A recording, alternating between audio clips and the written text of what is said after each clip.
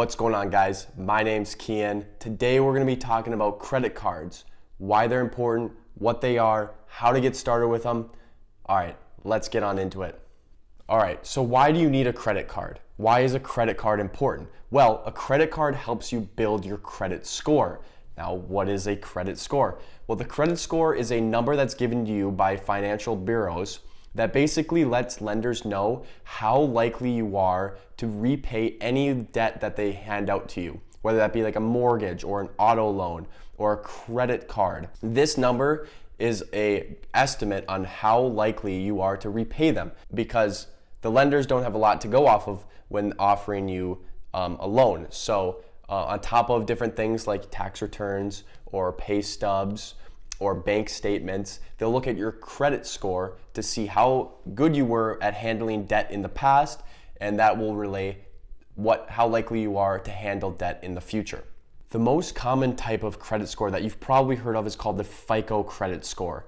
Now, a little bit of bar trivia for you. FICO actually stands for Fair Isaac Corporation, which was just the inventor of what is now known as the FICO credit score. But the FICO credit score is a number between the range of 300 and 850, whereas 300 being the low end of that scale, meaning you have bad credit history or you're bad at handling debt, and then 850 being the max score that you could possibly get. Everything's perfect. 850 being almost impossible to get. Now that we've set ranges on where your credit score can be in between 300 and 850, some people want to know what makes a good credit score, or what number should they be aiming for.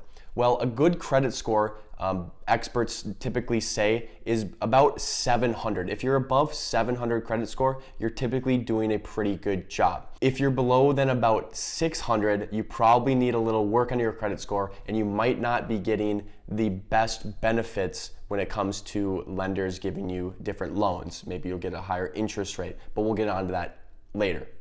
Most people in the United States have a credit score somewhere between 650 and 750, with the average right about in the middle at 714. So if you're above 714, you're doing a great job. You are better than average. Keep up the good work. And then if you have a credit score above 800, then you are doing excellent when compared to most Americans.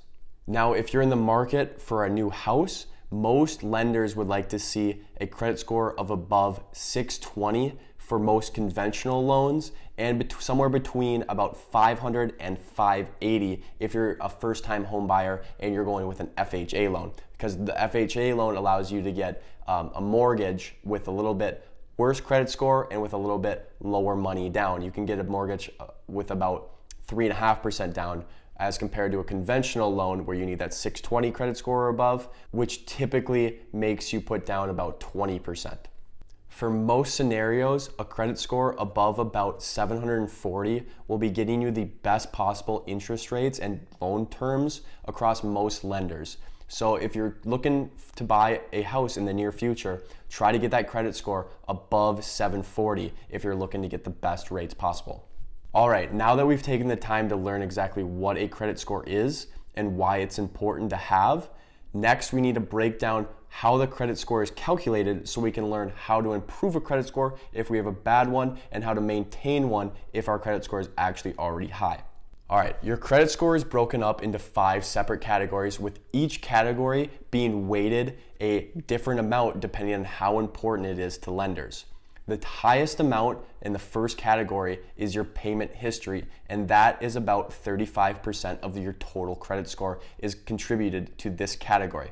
Now, what payment history is how have you been doing on paying your debt back on time in full throughout the years. So say that you've got a credit card when you turned 18, you've been putting some money on it, like I would recommend.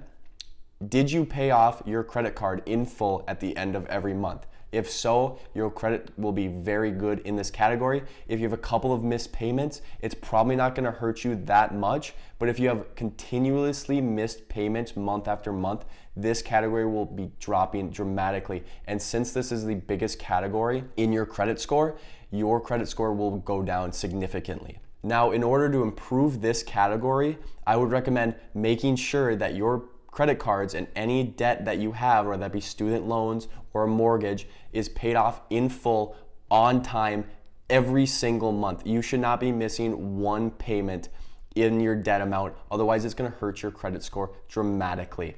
Now, if you're young and you only have maybe one credit card, this will be very easy for you. I recommend getting a single credit card if you're just turned 18 and putting small purchases on it, maybe like $20 to $50 on it each month, and then pay it off in full at the end of each month. Now, if you do this as soon as you turn 18, you'll be having a super long credit history of on-time payments, which lenders love to see, and your credit score will be very, very good in coming years.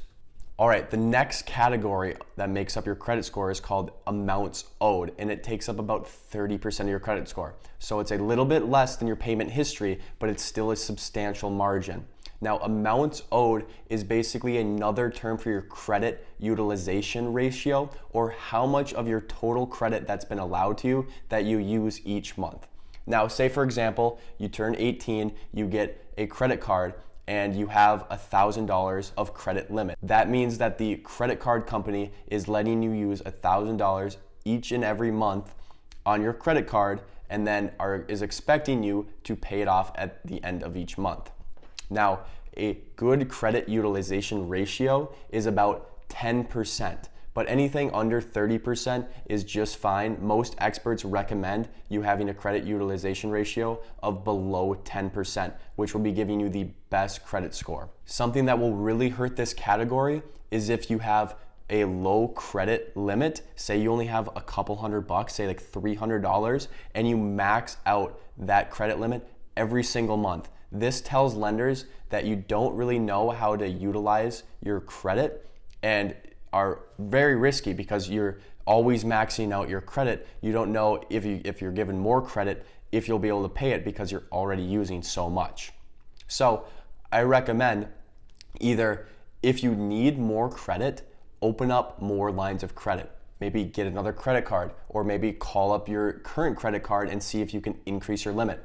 Now, this is just like, it's gonna be like magic. All you have to do, get more credit. If you spend the same amount that you're already spending, say, for example, you have one credit card and your credit limit is $1,000 a month, but you're putting $900 to $1,000 on that credit card each and every month, your credit utilization ratio is 90 to 100%, which is far, far too high, and your credit score will take a hit for that. Now, if you called up your credit card company and you asked them to double or triple your rate, say now your credit utilization ratio is $3,000 and you're still putting $1,000 each and every month on it, and you're not increasing your credit that you're spending, now your credit limit is $1,000 out of $3,000, which is only 33%, which is much, much better. Still not perfect, still not down to that 10% that's recommended by experts, but you're getting better. And then you can keep doing this, maybe open up another credit card, get that limit up to $10,000, and now you're still spending $1,000 every month. You've gotten that credit utilization ratio all the way down to 10%, which is perfect.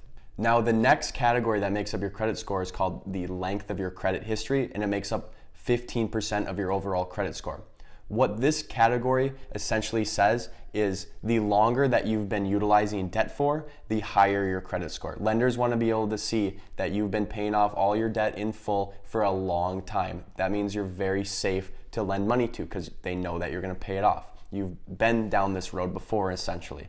Now, this category is calculated by three separate things. The first one is the length of your oldest line of credit. The second one is the length of your newest line of credit. And then the third one is the average of all your lines of credit. All right, in order to explain this one, say for example that you just turned 18 years old and you got your first credit card.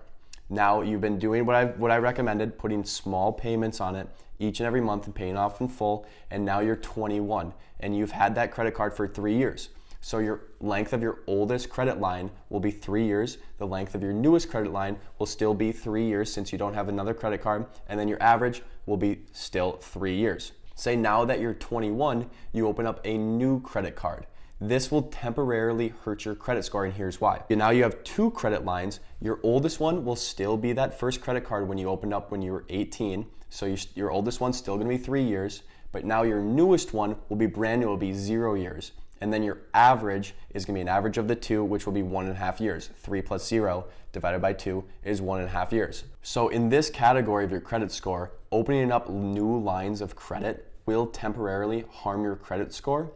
But say, for example, in the last category that took up 30%, your credit utilization ratio, if you want to increase your credit by opening up another credit card, or maybe a new credit card comes out that gives you better rewards and you want to open that up, since that is going to be 30% of your credit score, it still makes sense to open up that new line of credit and then just keep hold of it for a long time. And as the years go by, your credit score will eventually slowly build because you're not going to be opening up lines of credit all the time. A good way to build this category in your credit score is to open up as many credit lines as you need and never close any of them.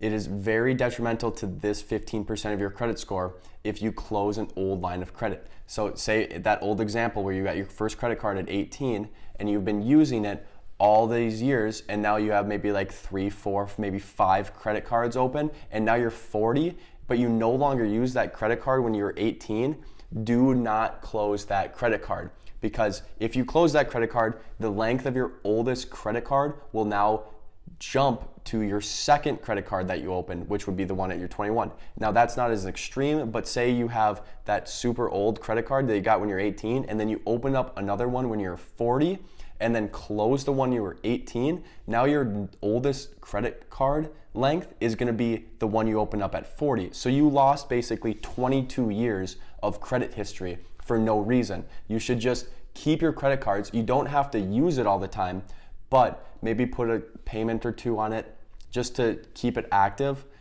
but do not close your old credit cards. It will hurt your credit score a lot, and there's really no reason to. All right, the fourth category that makes up your credit score is credit mix, and it makes up 10% of your overall credit score.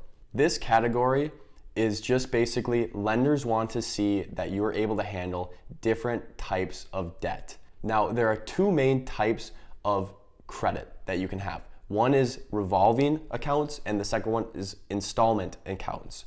Now, revolving accounts are things that have flexible payments. So maybe your credit card, it's not a fixed bill that you have to pay every single month, or maybe a HELOC that you take out on your house, not a fixed thing.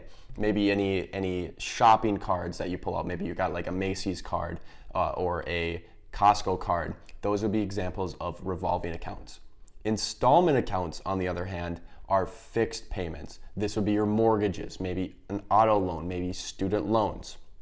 Now, lenders want to see you have different types of debt. However, since this category is only about 10% of your overall credit score, I don't recommend you going out and getting a auto loan just to have different types of loans. If you do not need different types of loans, if you don't want a mortgage right now, do not go out and just get a mortgage just because you think it's going to boost your credit score. All the other categories that make up your credit score have a much higher impact, and this one doesn't really need to be on your top priorities. All right, and the last category of your credit score is called new credit, and it makes up the last 10% of your overall credit score. Now, new credit is basically saying that whenever you're shopping for a new credit line, maybe you're opening up a new credit card, or maybe you're going looking for a mortgage, these lenders will do what's called a hard inquiry on your credit score, basically where they pull your credit score to see what it is. This has an impact on your credit score because the more hard inquiries you have in a short amount of time, the riskier you are to some lenders. That is why it's not recommended to open up a ton of different lines of credit in a short window. It's better to space them out over a longer period of time. However, in the case that if you're looking for a mortgage and you're shopping around at different lenders in order to find the best interest rate or the loan terms that are right for you, you do have somewhere between a 12 and a 40-day window where each hard inquiry that they do on your credit score will not be affected. All of them will be grouped into just one hard inquiry. So if you are shopping around and many lenders are doing a hard inquiry on your credit score and they're pulling your credit score, it's okay, and I recommend you do that very efficiently and in a short window of time because it will only count against your credit score just one time. Now you may be asking, what if I want to check my own credit score? Maybe you go on to Credit Karma and you want to check what your credit score is. This is what's known as a soft inquiry, and it will not affect your credit score. This is because what you see on Credit Karma is just a rough estimate of what your credit score actually is. And so it won't affect it. You can go in and check your credit score every single day if you wanted to, and it won't have any effect on your credit score. And I actually recommend that you do go and temporarily check on your credit score to see how you're doing. I think it's kind of fun. I think it's a good way to keep tabs on how well you're doing and see if you're making any mistakes or if there's any places that you can improve on building your credit. I highly recommend it. There's a link to Credit Karma, which is how I check my credit score, down in the description. I highly recommend you go and make an account there and see how you're doing. Okay, so we talked about what a credit card is, what a credit score is, your different categories that make up your credit score, but now we're getting into how to get an actual credit card, how to start building your credit. So if you're 18 or if you just haven't gotten around to getting a credit card, I recommend that right after this video is over, you stop everything that you're doing and you go and get a credit card. It's very important. It's only gonna help you in the long run, and I highly recommend you do it. Now, if you are 18 or you're looking for your first credit card and you don't have any credit history yet, I recommend the Discover It card. And it's a secured credit card, which basically means that to get the credit card, you put some money down, and then the amount of money you put down will act as your line of credit. So say you apply for the Discover It card, they approve you, as they always will, and you put $500 down, then you will have a $500 line of credit each and every month that Discover will give you. And then if for some reason you default on your payments and you aren't able to pay them back, they will use that $500 that you put down initially to pay back your debts. This allows all types of people with no credit to get started on their credit journey. It's the first credit card I have when I was just going to college when I turned 18. I highly recommend it. It's a great card. I still have mine to this day, and I'm never gonna close it, and I'm just gonna keep putting small payments on it each and every month. Now, the Discover It card's great because 1, they have no annual fee.